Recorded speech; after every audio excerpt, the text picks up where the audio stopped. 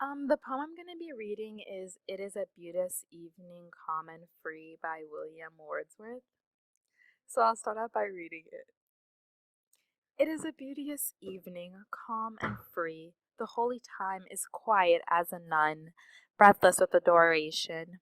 The broad sun is sinking down in its tranquillity. The gentleness of heaven broods o'er the sea. Listen, the mighty being is awake, and doth with his eternal motion make a sound like thunder everlastingly.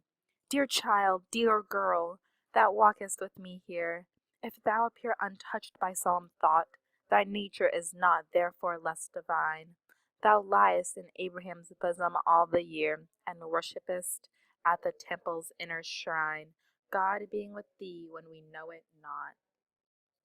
So, first I'll analyze the structure of the poem, and it's a 14-line poem, and it's in written. Each line contains 10 syllables, so it is written in iambic. As you can see, the first line goes, "It is a beauteous evening, calm and free," which has 10 syllables, and it continues throughout the rest of the poem.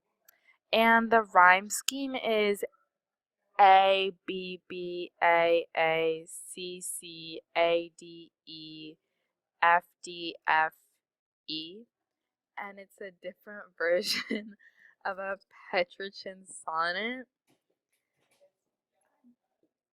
Yeah, and so let's start by analyzing the first few lines.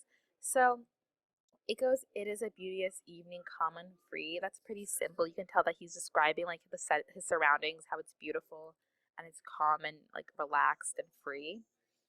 And um and when he says like the holy time is quiet as a nun, that's a simile comparing like a nun's like quiet like self to the holy like the time where he's spending with himself right now, how it's quiet and like relaxed.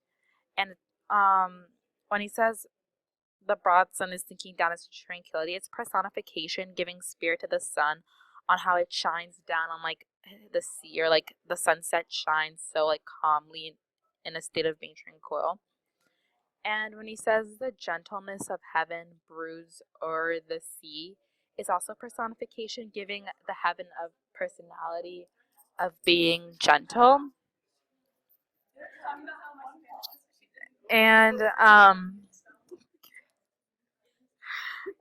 and then the poem shifts to a different tone.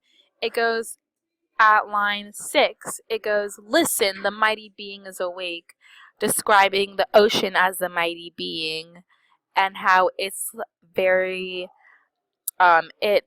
loud and like has a long sound of thunder, um, which is like a simile too. And then he says, "Dear child, dear girl that walketh with me here." It seems that he's walking with a young girl, or maybe it could be his child, but it's like a young girl that's walking with him. And like he tells her like, "If thou appearest untouched by solemn thought, thy nature is not therefore less divine." He's basically saying like the child doesn't have solemn thoughts like him, but that doesn't make her any less divine than she is. And then he ends it with, "God being with you and we know it not."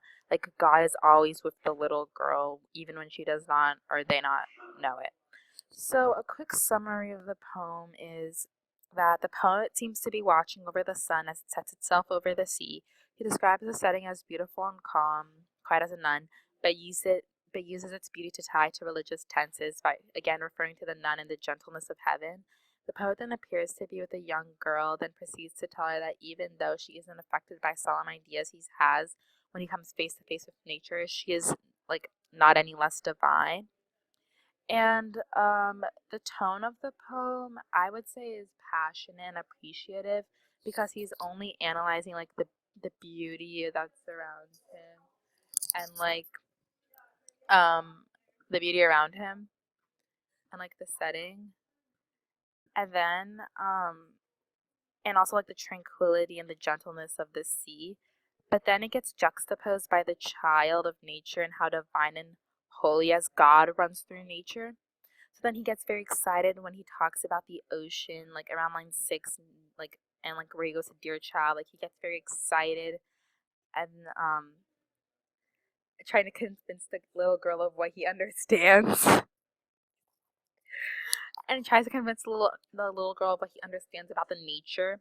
So like basically the theme is that like children should like embrace their surroundings and be one within nature because it can like connect them and like it can like connect them and make them more accompanied by it even if they don't have any solemn ideas, but they're still like worthy of like acknowledging the nature around them.